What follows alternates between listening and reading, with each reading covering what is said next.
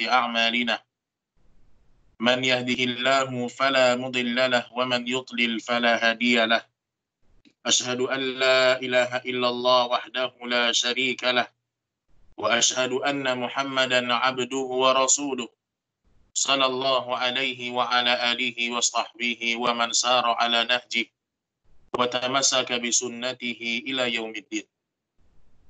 Ahibati fillah, kaum muslimin dan muslimat, Bapak dan Ibu yang semoga senantiasa dimuliakan Allah Subhanahu wa taala.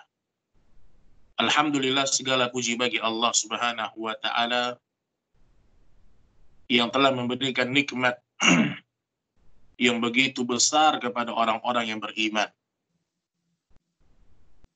Tidak ada satupun nikmat yang kita rasakan sampai pada detik ini kecuali semua datangnya dari Allah Subhanahu wa taala. Bahkan Allah Subhanahu wa taala berfirman, wa in ta'uddu ni'matallahi la tuhsuha. Kalau seandainya kalian mencoba menghitung-hitung nikmat Allah itu yang ada pada diri kalian, yang ada pada keluarga kalian, yang ada pada harta dan jiwa kalian, maka tidak ada seorang pun yang mampu menghitung nikmat dan rahmat Allah tabaraka wa ta'ala. Maka tidak ada sesuatu yang lebih indah, saudara-saudariku yang dimuliakan Allah, melainkan ketika seseorang diingatkan tentang agama Allah Subhanahu wa ta'ala. Tidak ada yang lebih penting daripada itu. Karena orang yang beriman itu ketentraman hatinya, kebahagiaan jiwanya, ketika dia tunduk dan patuh kepada perintah Allah Subhanahu wa ta'ala. Ketika dia menjadikan Allah sebagai tujuan hidupnya. Dan Allah Subhanahu wa ta'ala menyebutkan, untuk itulah kita diciptakan. Wa ma khalaqatul jinna wal insa illa liya'budun. Kata Allah tabaraka wa ta'ala, tidak aku ciptakan jin dan manusia kecuali agar mereka beribadah kepada aku. Maka jangan pernah kita melupakan tujuan hidup kita yang sebenarnya. Kita ini hamba Allah yang harus patuh dan tunduk kepada perintah-perintah Allah Subhanahu wa ta'ala. Salawat dan salam semoga senantiasa tercurahkan kepada Rasul kita tercinta. Ini manusia terindah. Manusia yang telah membimbing umat manusia dari zaman kegelapan menuju ke zaman yang penuh dengan ilmu dan cahaya. Dan selama Nabi Muhammad SAW hidup, orang-orang yang membenci dakwah Nabi Muhammad SAW telah mengakui bahwasanya Rasulullah SAW orang yang paling mulia akhlaknya. Kana khuluquhul Quran. Adalah Nabi Muhammad SAW punya akhlak yang sangat agung sekali. Maka sudah sepantasnya, sudah selayaknya kita sebagai umat Nabi Muhammad SAW untuk istiqamah meniti segala petunjuk-petunjuk Nabi Muhammad SAW. Tidaklah sempurna iman seseorang, Bapak Ibu yang dimuliakan Allah. Tidak sempurna iman kita ini sampai di dalam hati kita tidak ada orang yang lebih kita cintai lebih daripada diri kita sendiri kecuali Rasulullah sallallahu alaihi wasallam. Sampai Umar bin Khattab radhiyallahu taala anhu itu pernah datang kepada Nabi Muhammad sallallahu alaihi dan dia mengatakan, "Ya Rasulullah, aku sangat cinta kepadamu wahai Rasul, tetapi tidak lebih daripada diriku sendiri." Maksud kata para ulama hadis, Umar bin Khattab sangat cinta kepada Nabi Muhammad SAW, namun dia masih cinta kepada dirinya sendiri daripada Nabi Muhammad SAW. Kemudian kata Rasulullah SAW, tidak sempurna iman salah seorang di antara kalian sampai mereka mencintaiku lebih daripada mereka mencintai kedua orang tua mereka. Lebih daripada mereka mencintai anak-anak mereka. Bahkan lebih daripada mereka mencintai diri mereka sendiri. Dan seorang yang mengaku cinta kepada Nabi Muhammad Shallallahu Alaihi Wasallam harus diaplikasikan dalam bentuk amalan.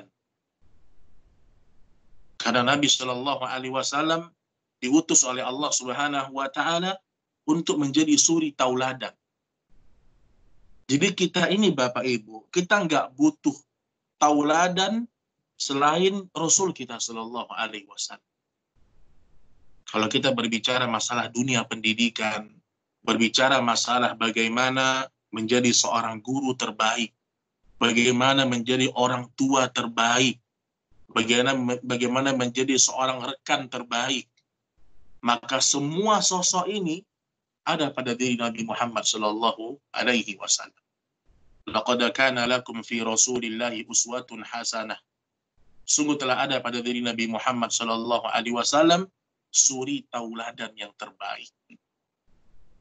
Tinggal yang menjadi pertanyaan, sudah sejauh apa kita menjadikan Rasul kita tercinta Sallallahu Alaihi Wasallam sebagai suri tauladan dalam kehidupan kita. Baik ahibati fillah, hadirin dan hadirat yang dimuliakan Allah Subhanahu wa taala. Alhamdulillah kita bisa berjumpa pada kesempatan sore ini. Kita bisa berjumpa dengan para guru, dengan sebagian orang tua, dan kita berharap kajian-kajian yang semacam ini menambah iman kita, menambah ilmu kita. Karena seseorang tidak akan pernah bertambah rasa cintanya kepada Allah kecuali dengan dia mempelajari ayat-ayat Allah Subhanahu wa taala. Terkadang kesibukan kita dengan dunia, kesibukan kita dengan rutinitas kita membuat kita lupa untuk apa sebenarnya saya hidup.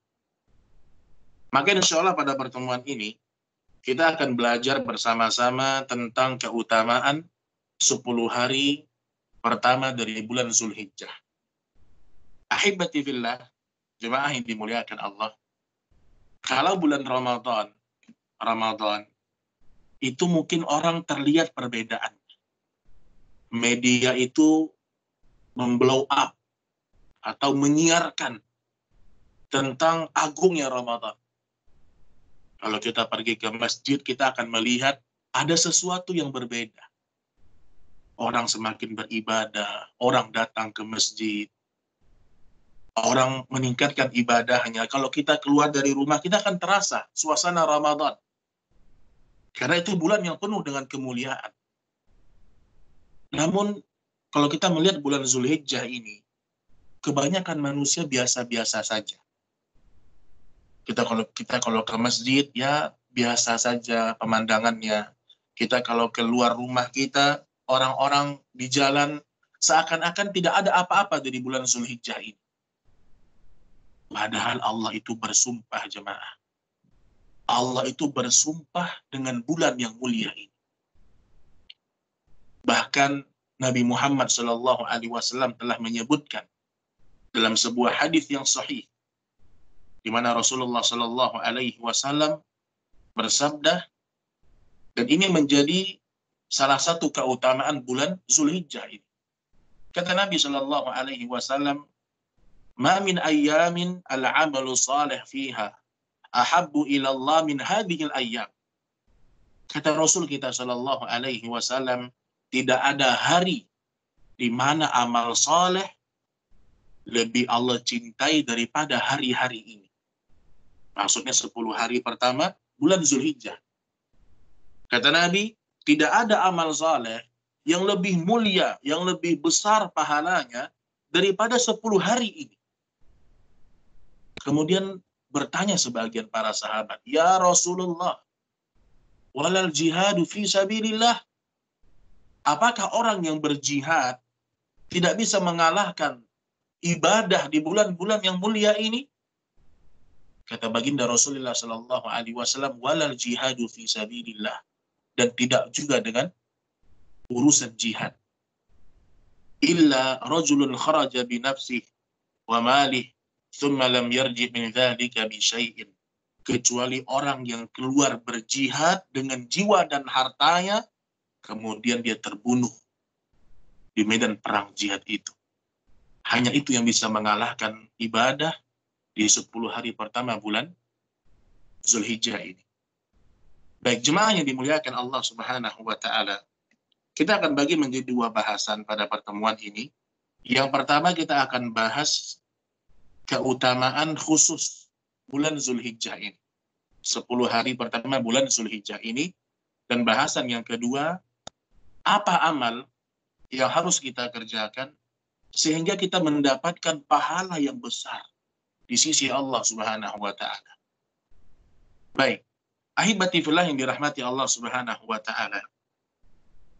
Di dalam surah At-Taubah ayat 36, di situ Allah menyebutkan ternyata dari 12 bulan ada 4 bulan yang memang Allah muliakan, Allah jadikan bulan yang terbaik selain dari bulan-bulan yang lain. Inna iddatash syuhuri indallahi 12 syahran fi kitabillah yauma khalaqas samawati wal arda minha arba'atun hurum. Sesungguhnya bilangan bulan di sisi Allah adalah 12 bulan. Jadi kalau kita orang muslim, kita harus tahu dengan tanggal hijriyah. Orang muslim itu menganggap 1 tahun itu ada 355 hari. Karena dalam Islam, hitungan tanggal itu dari rembulan. Dalam Islam, hitungan tanggal itu dari hitungan rembulan. Dan itulah hitungannya Allah Subhanahu wa ta'ala. Allah mengatakan sesungguhnya bilangan bulan di sisi Allah ada 12 bulan. Dalam ketetapan Allah, di waktu dia menciptakan langit dan bumi. Di antara 12 bulan itu jemaah, ada 4 bulan nih, yang ternyata Allah mengagungkannya, Allah memuliakannya. Dan di bulan tersebut, kalau ada orang berbuat dosa, dosanya dilipat gandakan. Dan di bulan tersebut, kalau ada orang berbuat kebaikan-kebaikan, beramal saleh, Allah lipat gandakan amal soleh. Di antara 4 bulan itu adalah bulan Zulhijjah. Dan Allah Subhanahu wa ta'ala bersumpah dengan hari-hari ini. Jadi kalau kita buka Al-Quran jemaah, kita akan melihat Allah sering bersumpah dengan makhluk yang dia ciptakan. Misal dalam surah Al-Asr, Allah berfirman, wal asri innal insana lafi khusr. Demi masa, kata Allah. Allah bersumpah dengan waktu. Al-Imam Ibnu Qayyim rahimahullah ta'ala menyebutkan, kalau kalian mendapatkan di dalam Al-Quran, Allah bersumpah dengan makhluknya. Allah bersumpah dengan makhluk yang dia ciptakan, menunjukkan agungnya makhluk itu. Allah mengatakan wal asr, demi masa. Allah mengatakan wad duha, demi waktu duha. Wasyamsi waduhaha, demi matahari. Menunjukkan agungnya makhluk tersebut. Allah boleh bersumpah dengan makhluk, namun makhluk tidak boleh bersumpah dengan makhluk yang lain. Dan di dalam surah Al-Fajr, Allah Subhanahu wa ta'ala berfirman, wal fajr, demi waktu fajar. Jadi jemaah, Allah itu bersumpah dengan waktu fajar. Orang beriman itu, start dia beribadah itu waktu fajar. Di waktu fajar itu Allah bagikan rezeki. Waktu fajar. Allah turunkan keberkahan di waktu fajar. Di waktu fajar itu ada ibadah. Kalau seseorang sholat subuh berjamaah di masjid bagi laki-laki, kemudian dia berzikir kepada Allah sampai terbitnya matahari, di situ ada pahala haji dan umroh. Allah bersumpah dengan waktu fajar. Di waktu fajar itu turun 2 malaikat Allah. Yang satu mengatakan, ya Allah, berikan infak, gantikan harta orang yang bersedekah di hari ini. Orang yang bersedekah di pagi ini. Malaikat yang satu mengatakan, ya Allah, binasakan, hancurkan orang-orang yang bakhil, yang dia tidak mau bersedekah di pagi harinya. Itu semua terjadi di waktu fajar. Di waktu fajar itu Nabi menyebutkan ada banyak keberkahan. Urika ummati fi bukuriha. Sesungguhnya umatku diberikan keberkahannya di waktu fajar. Setelah Allah bersumpah dengan waktu fajar, Allah menyambung firman-Nya. Allah mengatakan walayalin asr, dan demi waktu 10 malam. Maksudnya apa? 10 hari pertama bulan Zulhijjah. Al-Imam Ibnu Katsir rahimahullah, beliau merajihkan pendapat ini. Jadi menarik kalau kita lihat, ternyata para ulama itu mereka berbeda pendapat mana yang lebih afdol, mana yang lebih besar pahalanya seseorang beribadah di 10 malam terakhir bulan Ramadan dengan orang yang beribadah 10 hari pertama bulan Zulhijjah. Ulama itu sampai berbeda pendapat. Mana yang lebih besar pahalanya? Namun kalau kita melihat pendapat yang paling kuat, yang disebutkan oleh Imam Ibnu Katsir dalam tafsir beliau, kalau berbicara harinya secara global, maka lebih mulia 10 hari pertama bulan Zulhijjah. Kalau berbicara global, Bapak Ibu. Pagi, siang, malamnya. Tapi kalau berbicara khusus waktu malam saja, maka yang lebih utama 10 malam terakhir dari bulan Ramadan. Karena bulan Ramadan diturunkan malam Lailatul Qadar. Dan itu hanya terjadi ya, 1 malam dari bulan-bulan Ramadan. Dan kita melihat Allah meletakkan ada momen-momen ibadah dalam syariat Islam. Maka ketika kita mengetahui sekarang sudah masuk pada awal 10 hari pertama bulan Zulhijjah, maka kita harus tahu apa yang harus saya kerjakan. Amal ibadah apa saja yang harus saya dekatkan kepada Allah Subhanahu wa Ta'ala. Baik jemaah yang dimuliakan Allah Subhanahu wa Ta'ala, ada beberapa amalan yang disebutkan oleh Nabi Shallallahu Alaihi Wasallam untuk bisa kita lakukan di 10 hari pertama bulan Zulhijjah. Berarti kita berbicara tanggal 1, tanggal 2, tanggal 3, sampai nanti di hari penyembelihan secara khusus. Yang pertama adalah melaksanakan ibadah haji dan umrah. Jadi salah satu kenapa 10 hari pertama Zulhijjah ini menjadi hari yang terbaik dari hari-hari yang lain. Karena di 10 hari pertama ini Bapak Ibu, ada ibadah yang tidak bisa dikerjakan kecuali di 10 hari pertama ini saja. Faham maksudnya?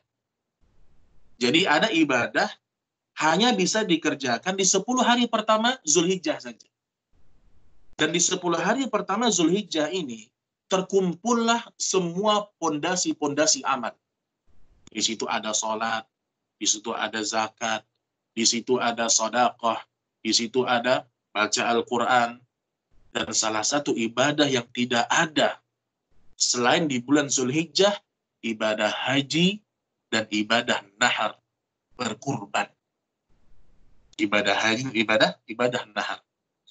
Jadi ibadah yang pertama yang Nabi Shallallahu Alaihi Wasallam sampaikan kepada kita melaksanakan ibadah haji dan umrah. Subhanallah, ya. Masyarakat Indonesia ini jumlahnya 200.000 yang mau berangkat haji kurang lebih. 200.000 orang ini tertahan. Mereka nggak jadi berangkat karena ada COVID-19. Tetapi insya Allah niat baik mereka, persiapan mereka, Allah tetap catat mereka mendapatkan pahala haji. Begitu kasih sayang Allah kepada orang yang beriman. Dalilnya apa? Dalilnya ketika Nabi Shallallahu Alaihi Wasallam bersabda, "Man hamma bil hasanah, falam ya'malha." Kalau ada seorang mukmin yang punya tekad baik, punya rencana baik, melakukan sebuah ibadah, namun pada akhirnya dia tidak bisa mengerjakan karena uzur yang syar'i. Mungkin karena dia sakit, Atau seperti sekarang mungkin karena dia mau berangkat haji tiba-tiba, karena ada penyakit, karena ada wabah, maka dia tidak jadi berangkat. Nabi menyebutkan Allah tetap tulis pahala haji untuk dia. Berbeda dengan kalau kita berbuat dosa, jemaah. Kalau kita berbuat dosa, ada orang yang ingin berbuat dosa dan maksiat, selama belum dia kerjakan, Allah tidak tulis itu sebagai dosa. Walau ada ketetapan di hati dia. Itu kata Imam Muslim rahimahullah ta'ala. Ini kaidah besar yang harus kita fahami. Maka jangan pernah takut banyak-banyak berniat baik. Allah itu rahmatnya sangat luas sekali. Di sini kata Nabi Shallallahu Alaihi Wasallam, al-umratu ila al-umrah kafaratun lima bainahuma wal hajrul mabrur laisa lahu jazaa'un illa al-jannah. Dari satu umrah ke umrah yang lain ada penghapusan dosa. Allah menghapuskan dosa-dosa manusia. Dan dalam haji yang mabrur, kalau orang berangkat haji dan hajinya mabrur, tidak ada balasan untuk haji itu kecuali surganya Allah Tabaraka wa Ta'ala. Surga jemaah. Ini impiannya orang-orang yang beriman. Cita-cita tertinggi kita, bagaimana kita menginjakkan kaki kita di surganya Allah Subhanahu wa Ta'ala. Itu cita-cita tertinggi kita. Itu kampung halaman kita yang sebenarnya. Di situ ayah kita Adam menginjakkan kakinya di hadapan Allah Subhanahu wa Ta'ala. Maka jangan pernah berhenti bercita-cita masuk ke dalam surga Allah Tabaraka wa Ta'ala. Cita-cita dunia kita jangan kita tinggi-tinggikan. Semakin kita meninggikan cita-cita dunia kita, akan semakin berkurang cita-cita akhirat kita. Kata Ali bin Abi Thalib radhiyallahu ta'ala anhu, setiap manusia yang Allah turunkan di permukaan bumi, mereka ada dua jenis. Ada manusia itu bagian dari anak-anaknya dunia. Dan ada manusia itu yang mereka menjadi anak-anaknya akhirat. Kata Ali bin Abi Thalib, wahai sekalian manusia, jadilah kalian anak-anaknya akhirat. Allahumma la taj'alid dunya akbar hammina.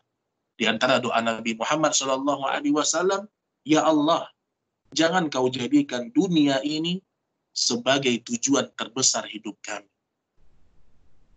Ini dia fondasi yang pertama atau amal yang pertama. Berangkat haji atau umrah di bulan Zulhijjah. Baik jemaah yang dimuliakan Allah Subhanahu wa Ta'ala. Kemudian ibadah yang kedua di 10 hari pertama bulan Zulhijjah ini, di situ Nabi Shallallahu Alaihi Wasallam menyebutkan ada satu hari pada tanggal 9 Zulhijjah di mana seseorang itu dianjurkan untuk berpuasa Arafah bagi mereka yang tidak berangkat haji. Seperti kita di Indonesia, tanggal 9 Zulhijjah, maka sangat dianjurkan kita untuk berpuasa. Apa kata Nabi Shallallahu Alaihi Wasallam dalam sebuah hadis yang sahih? Ma min abdin yasumu yawman fi sabilillah illa ba'adallah bidzalikal yawm wajhuhu 'anil nar 70 kharifan. Kata Rasulullah Shallallahu Alaihi Wasallam, tidaklah seorang hamba berpuasa satu hari di jalan Allah. Ini hadis Bukhari Muslim. Tidaklah seorang hamba berpuasa satu hari di jalan Allah, melainkan Allah Tabaraka wa Ta'ala akan menjauhkan wajahnya dari api neraka sejauh 70 tahun perjalanan akhirat. Subhanallah. Satu hari kita puasa jemaah, itu menjauhkan wajah kita dari api neraka 70 tahun perjalanan akhirat. Itu janjinya Allah Subhanahu wa Ta'ala. Juga dalam puasa Arafah jemaah, di puasa Arafah itu Allah memberikan janji, menyebutkan keutamaan kepada kita. Sebagaimana kata Nabi Shallallahu Alaihi Wasallam, barang siapa yang berpuasa di hari Arafah, Yukafir, itu akan menghapuskan 1 tahun dosa yang akan datang dan 1 tahun dosa yang telah lampau. Itu terjadi pada tanggal 9 Zulhijjah. Jadi jangan lupa untuk berpuasa secara khusus di tanggal 9 Zulhijjah. Kalau kita melihat hari perayaan Indonesia, ya jemaah, kita ini setiap tahun merayakan 17 Agustus. Biasa seperti itu. Banyak orang merayakan 17 Agustus.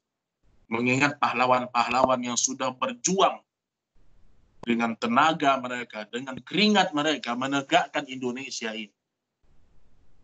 Tapi 17 Agustusnya ini sudah selesai sebenarnya. Artinya perjuangannya sudah lewat. Kita sekedar memperingatinya saja. Kan seperti itu. Dan yang merayakan 17 Agustus ini hanya orang Indonesia saja secara khusus. Orang Afrika tidak, orang Brunei tidak, orang Malaysia tidak.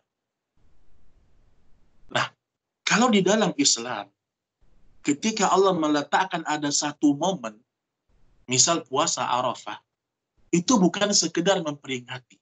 Memang di situ ada janji yang Allah sudah letakkan, jemaah. Dan itu berlaku setiap tahunnya.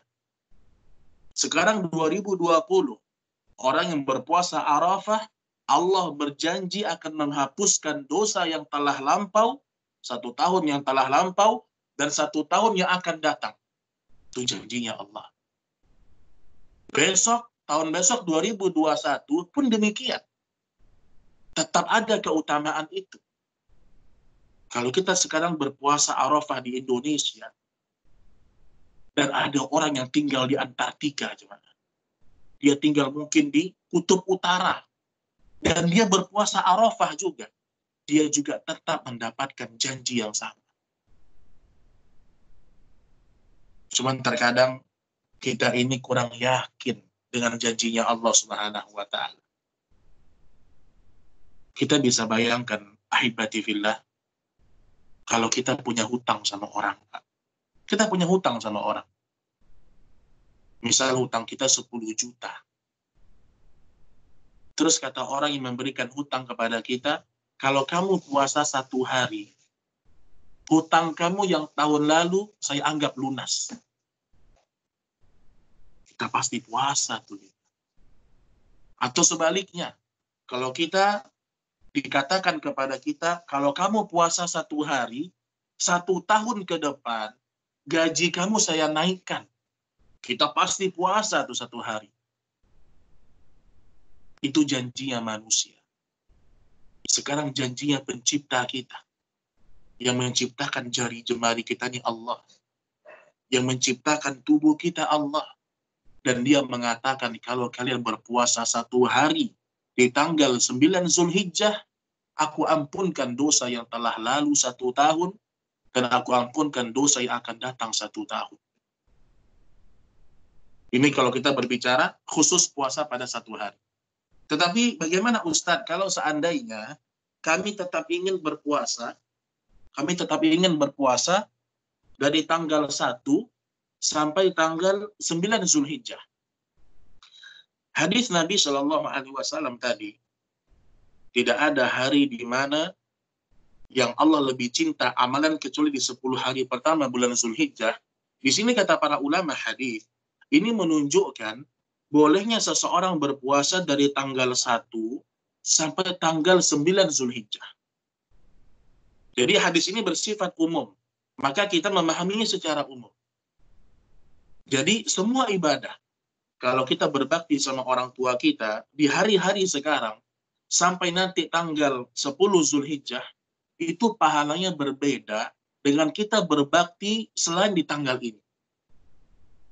Kalau kita ingin membantu kawan kita, menolong anak-anak yatim, memberi makan fakir miskin di hari-hari sekarang sampai tanggal 10 Zulhijjah, itu pahalanya lebih besar daripada di hari-hari yang lain. Jadi bukan hanya puasa saja. Kalau kita rajin membaca Al-Quran di 10 hari pertama Zulhijjah ini, itu pahalanya berbeda dengan kita membaca Al-Quran di hari-hari yang lain selain hari ini. Semua ibadah. Kalau kita sholat malam, kita bertaubat kepada Allah di hari-hari ini, itu lebih besar pahalanya di sisi Allah daripada taubat di hari-hari yang lain. Oleh karena itu jemaah yang dimuliakan Allah, kalau ingin berpuasa maka diperbolehkan dari tanggal 1 Zulhijjah sampai tanggal 9 Zulhijjah. Ya kalau antum merasa berat 9 hari berpuasa, paling tidak jangan engkau tinggalkan puasa pada tanggal 9 Zulhijjah. Dan jemaah yang dimuliakan Allah Subhanahu wa taala, itu ibadah yang kedua, puasa. Semoga bisa difahami ya. Tadi yang pertama melaksanakan ibadah haji dan umrah. Yang kedua berpuasa selama 10 hari pertama Zulhijjah, terutama pada hari Arafah. Kemudian amal yang ketiga yang Nabi Shallallahu Alaihi Wasallam tuntun kepada kita, memperbanyak takbir dan zikir pada hari-hari. Dalam hadis riwayat Imam Ahmad, Rasulullah Shallallahu Alaihi Wasallam bersabda, "Fa'akthiru fihinna minat tahlil, wat takbir, wat tahmid." Di hari-hari ini, wahai sekalian manusia, perbanyaklah kalian bertakbir. Kita disuruh bertakbir jemaah. Allahu Akbar, Allahu Akbar, Allahu Akbar. Ini diperintahkan oleh Nabi Shallallahu Alaihi Wasallam bertakbir. Dan kalimat takbir ini kalimat yang paling agung.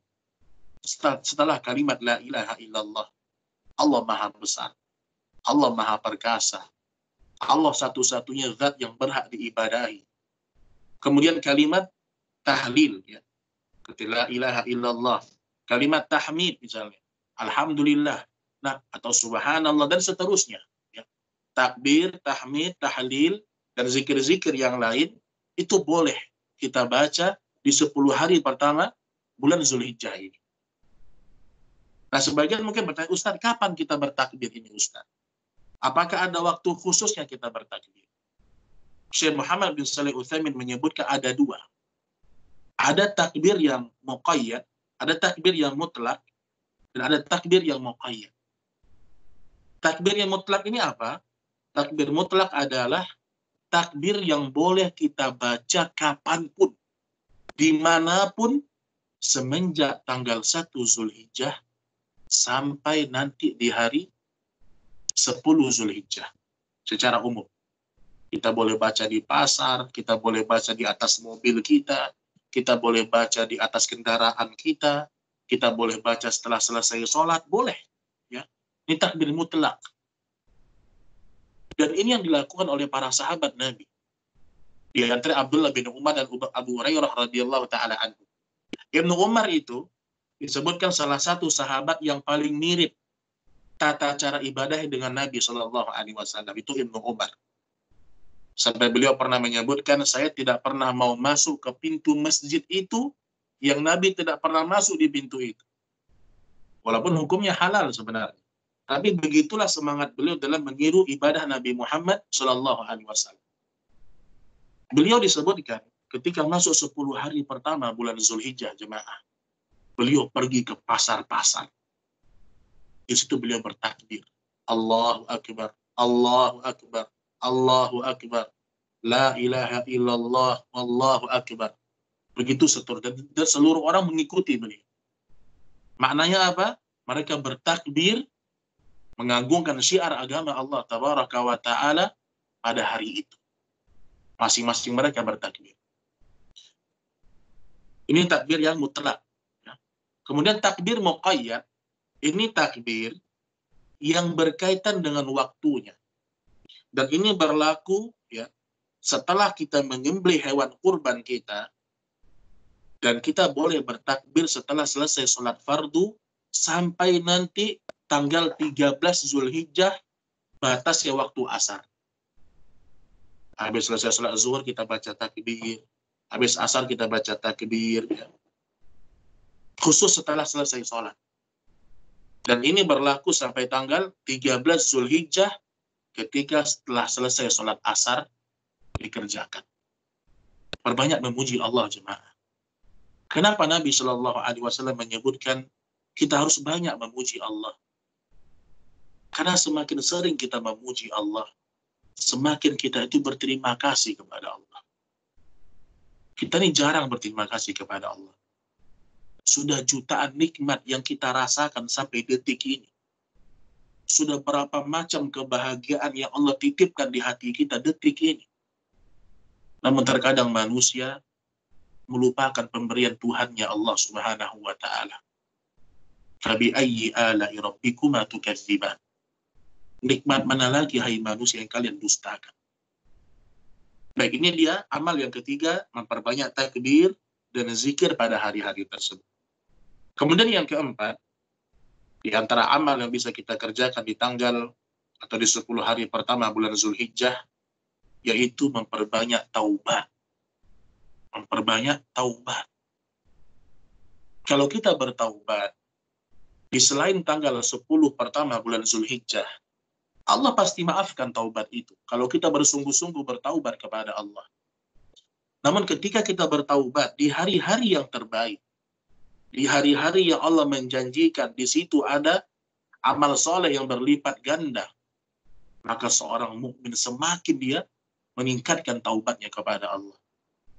Allah Subhanahu wa taala berfirman, "Qul ya ibadiyalladzina asrafu ala anfusihim la taqnatu min rahmatillah." Katakanlah hai Muhammad kepada hamba-hambaku yang mereka berbuat dosa dan maksiat terhadap diri-diri mereka sendiri. La taqnatu min rahmatillah. Jangan pernah kalian berputus asa dari rahmatnya Allah. Al-Imam Az-Zahabi rahimahullah ta'ala menyebutkan ada 76 dosa-dosa besar. Ini tolong diingat baik-baik kalimat ini ya. Ini menarik sekali. Ada yang judul kitab Al-Kabair namanya, 76 dosa-dosa besar.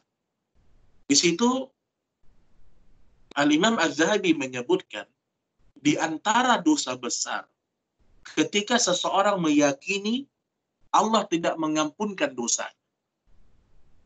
Bayangkan.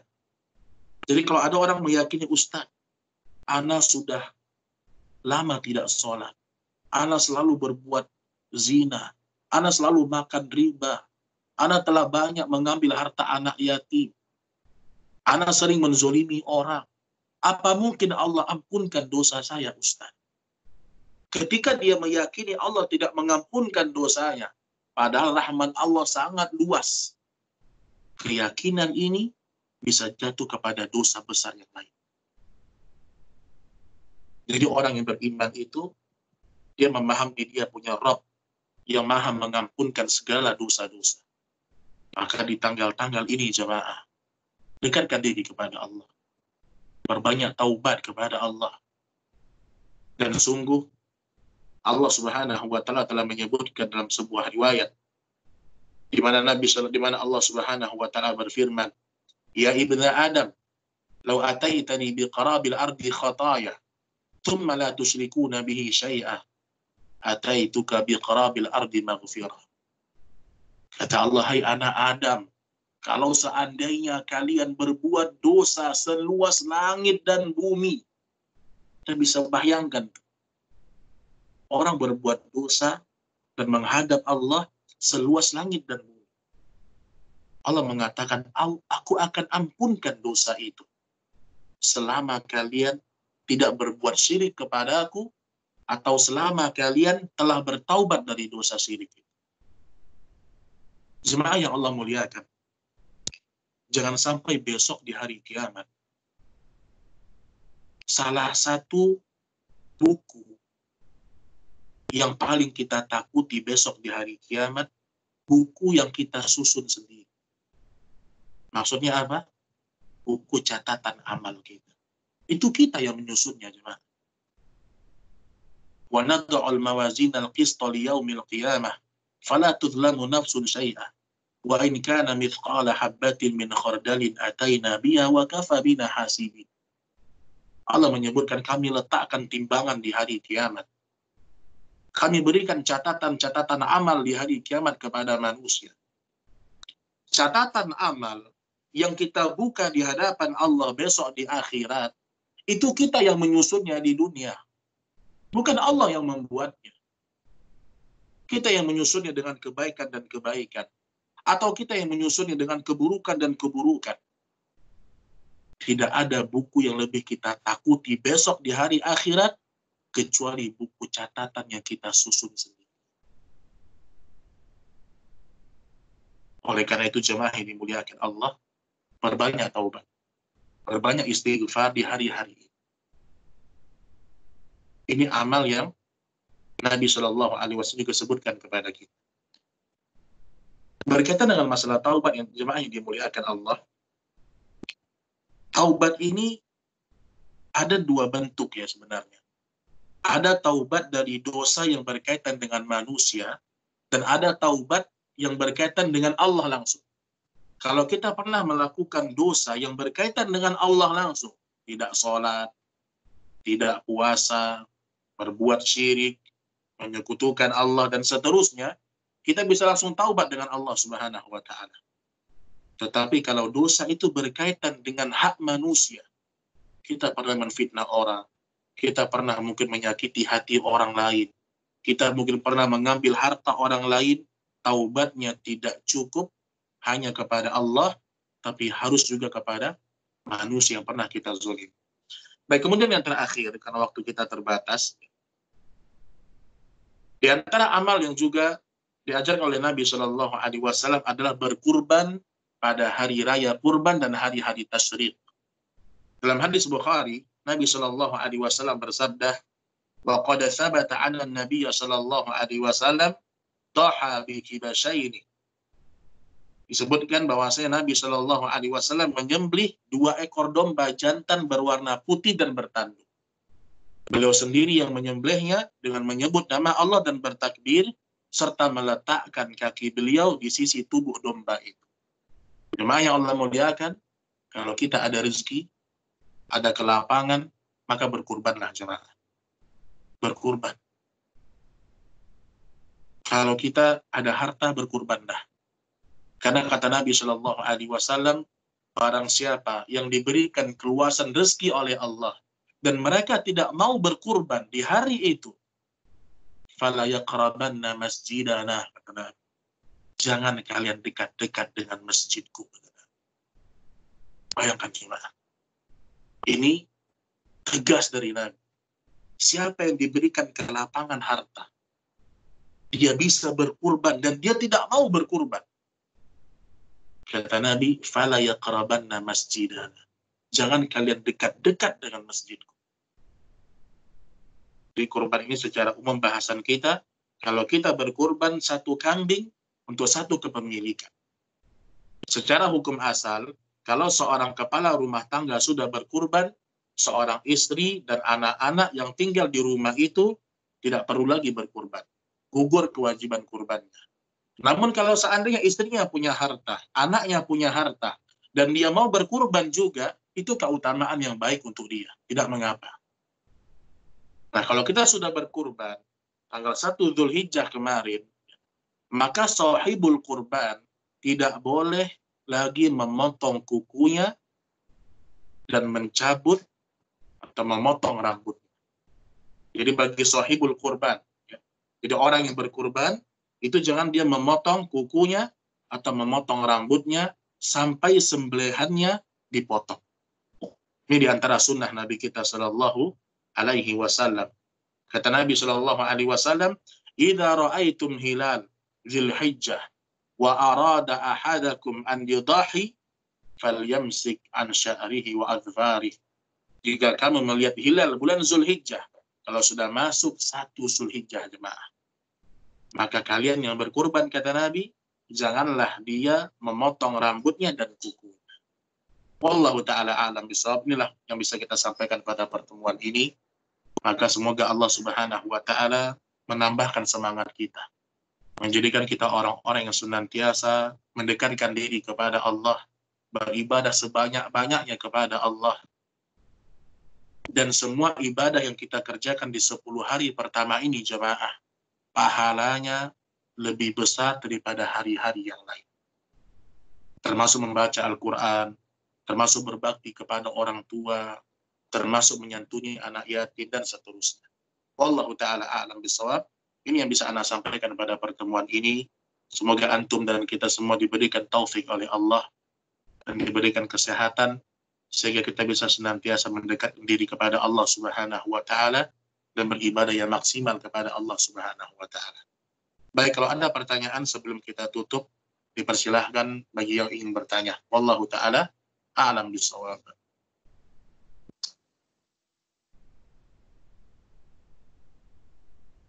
Silahkan bagi yang mau bertanya. Alhamdulillah, materi sudah selesai. Insya Allah sekarang kita persilakan untuk ayah dan bunda apabila ada yang ingin dipertanyakan terkait dengan materi yang baru saja disampaikan. Baik Ustadz, ini ada pertanyaan. Bismillah. Afwan Ustadz, bagaimana bentuk merayakan hari raya? Bolehkah kita merayakannya dengan kegiatan perlombaan atau pertandingan? Apakah hal ini ada dalilnya? Hari raya apa ini? Yang disebutkan? Iya, nggak disebutkan Ustadz. Baik Ustadz, Ustadz Wahyudi, jazakallah khair. Kalau berbicara masalah hari raya jamaah, umat Islam itu hanya ada 2 hari raya.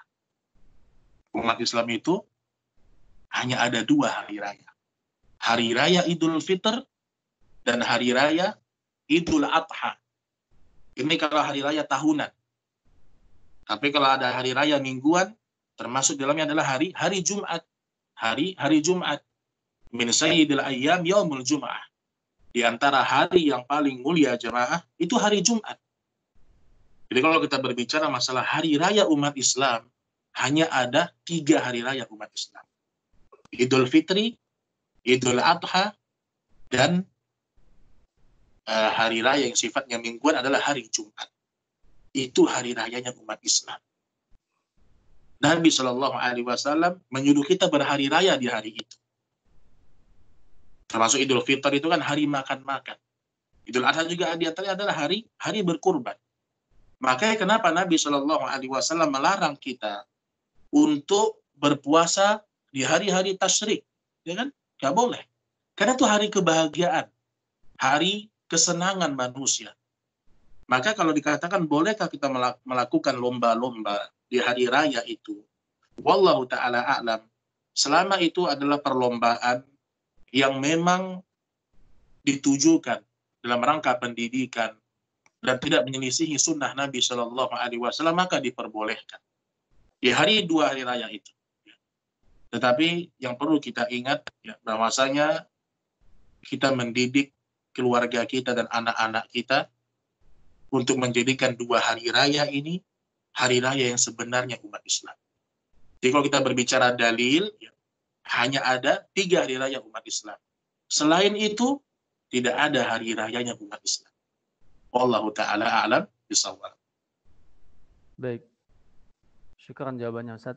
Baik, sebelumnya ini sudah masuk lagi pertanyaan, tapi sebelumnya ingin kami sampaikan untuk ayah bunda yang ingin bertanya, jika tidak bisa secara langsung mengetik, bisa di raise your hand, kemudian tinggal dibuka mikrofonnya dan bisa bertanya secara langsung. Atau jika tidak, bisa melalui chat saja ya. Baik, pertanyaan kedua Ustaz. Niat puasanya seperti apa? Niat puasa? Iya. Baik Bapak Ibu, Islam itu agama yang sangat mudah. Islam itu agama yang mudah. Ini ya? Iya. Jadi kalau kita berbicara, Ustaz, bagaimana cara niat puasanya?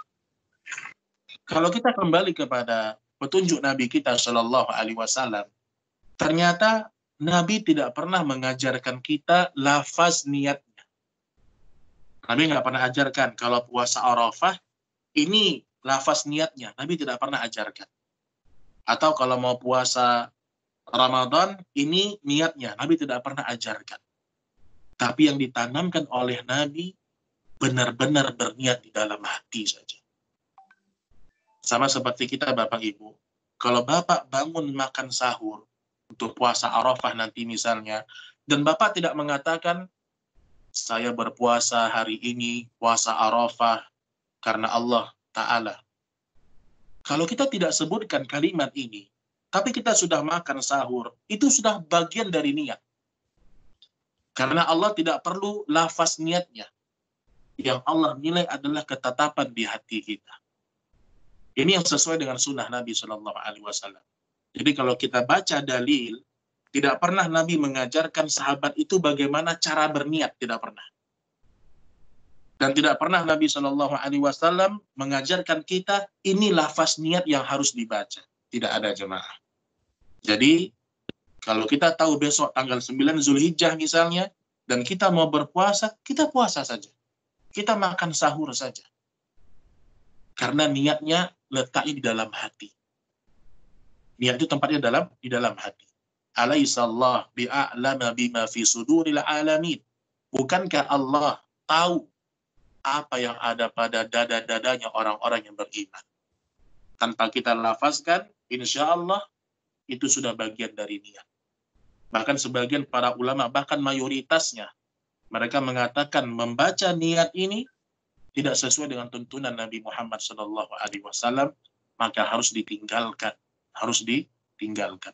Wallahu ta'ala a'lam bishawab. Baik, silakan kalau masih ada. Pertanyaan selanjutnya, Ustadz.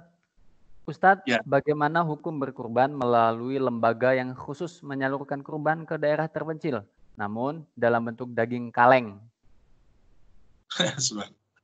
Baik. Jemaah yang dimuliakan Allah. Jadi kalau kita ingin mencontoh Nabi kita Shallallahu Alaihi Wasallam, pertama sekali sebenarnya kurban ini diutamakan kita berkurban di tempat kita, di daerah kita. Itu lebih kita utamakan. Karena jangan sampai kita berkurban di tempat yang jauh, ternyata ada orang-orang di sekitar kita nggak dapat daging kurban. Sama seperti konsep masalah sedekah. Jangan sampai kita bersedekah kepada orang-orang yang jauh, ternyata ada keluarga kita yang kesusahan nggak pernah kita kasih sedekah. Makanya secara prinsip berkurban, diutamakan sebenarnya kita berkurban di tempat kita tinggal. Tempat kita tinggal. Ini secara prinsip dasar.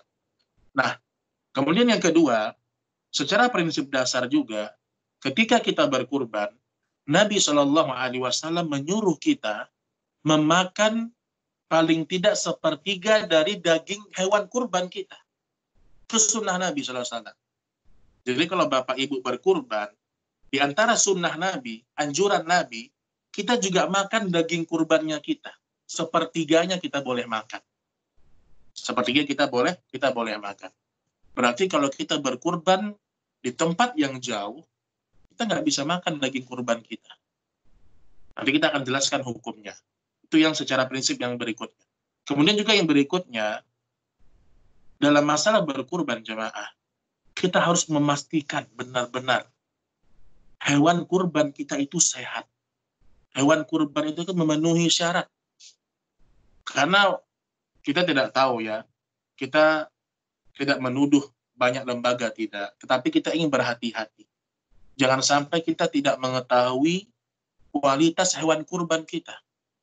Kita cuma store uang, kita nggak tahu lagi apakah hewan kurbannya cacat, atau jangan-jangan hewan kurbannya belum masuk syarat untuk memenuhi kurban. Karena ada jemaah saya, dia berkurban murah sekali, sekitar berapa juta gitu. Ternyata hewan kurbannya belum masuk umur diperbolehkan menjadi hewan kurban. Masih kambing yang masih sangat kecil umurnya. Belum sampai setahun, belum sampai 6 bulan sudah dijadikan hewan kurban. Ini nggak sah kurbannya. Ada juga sebagian orang berkurban di tempat yang jauh, ternyata hewan kurbannya cacat. Hewan kurbannya ini tidak sempurna. Maka ini sesuatu yang harus kita waspada juga. Nah, baik, kalau seandainya kita bisa memastikan di tempat kita, orang sudah banyak yang berkurban, dan kita ingin sesekali berkurban di tempat yang jauh, maka hukumnya tidak mengapa. Hukumnya tidak mengapa. Namun secara asal, kita berkurban di tempat kita tinggal. Namun seandainya kalau kita melihat ada kemaslahatan, ada maslahat yang lebih besar yang kita lihat, kita boleh berkurban di tempat yang jauh, selama kita memastikan hewan kurban kita benar-benar memenuhi syarat. Karena, ini saran saya pribadi, kalau Bapak Ibu berkurban, usahakan Bapak yang potong tuh. Jadi saya sarankan bagi laki-laki belajar bagaimana cara memotong hewan kurban. Belajar. Walaupun tidak harus ya. Ustaz, anak takut lihat darah Ustaz. Nah, mulai dulu dengan ayam deh, ayam. Potong ayam, dengan belajar dulu. Nanti baru potong kambing dan seterusnya. Tapi secara hukum boleh. Tapi pastikan tadi bahwasanya kita benar-benar mengetahui kualitas hewan kurban kita dan jangan tergiur dengan harga yang murah. Ini untuk Allah, jemaah. Memang Allah tidak butuh dengan dagingnya, Allah nggak butuh dengan darahnya, tetapi kita mempersembahkan kurban yang terbaik di dalam agama kita. Wallahu ta'ala a'lam bishawab. Tafadhol kalau masih ada. Baik. Silakan ayah dan bunda jika masih ada pertanyaan terkait dengan materi yang baru saja disampaikan Ustadz.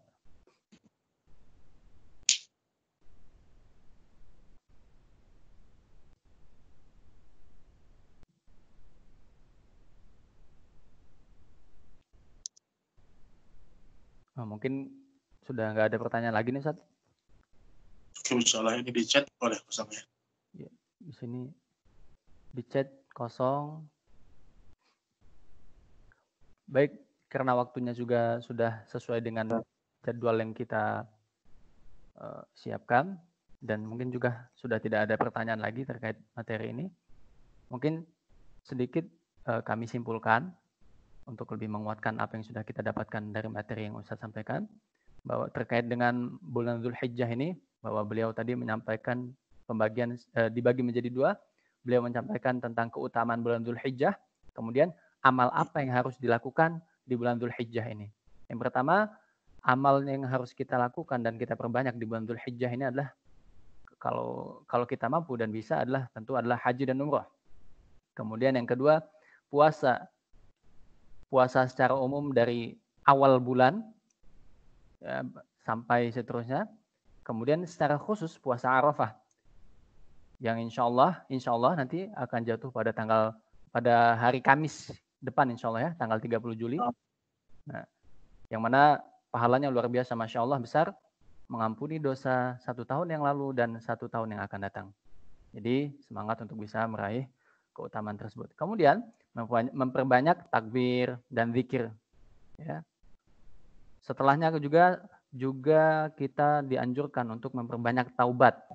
Nah, kemudian beliau tadi juga membagi taubat itu menjadi 2. Taubat kita kepada Allah secara langsung dan taubat kita dari dosa-dosa kita atau kesalahan kita kepada sesama makhluk hidup, kepada manusia dan yang lainnya ya. Kemudian terakhir beliau sampaikan tadi amalan yang dianjurkan untuk kita lakukan di bulan Dzulhijjah ini tentu adalah berkurban. Berkurban dengan hewan kurban terbaik yang bisa kita kurbankan atau kita sembelih. Baik, jika memang sudah tidak ada pertanyaan, mungkin insya Allah kita tutup saja ta'lim kita pada kesempatan sore hari ini. Semoga apa yang sudah Ustadz sampaikan itu bisa menjadi ilmu yang bermanfaat untuk kita semua, dan yang paling utama adalah bisa kita amalkan dalam kehidupan kita, sehingga itu bisa menjadi pemberat pahala kebaikan kita di hadapan Allah Subhanahu wa Ta'ala. Baik, karena memang sudah tidak ada lagi pertanyaan, kita tutup saja kegiatan kita dan ta'lim kita dengan mengucapkan lafaz hamdalah, alhamdulillahirabbil alamin, dan doa kafaratul majlis. Subhanakallahumma wa bihamdika asyhadu an la ilaha illa anta astaghfiruka wa atubu ilaik. Terima kasih atas wejangan nasihat dan penyampaiannya Ustadz Yofin Abu Hamid. Barakallahu fiik. Kemudian juga terima kasih ayah dan bunda yang sudah menyempatkan hadir pada majelis ta'lim ini. Semoga kita senantiasa dirahmati oleh Allah Subhanahu wa taala. Jazakumullahu khairan wa barakallahu fikum. Assalamualaikum warahmatullahi wabarakatuh. Waalaikumsalam warahmatullahi wabarakatuh. Waalaikumsalam warahmatullahi wabarakatuh.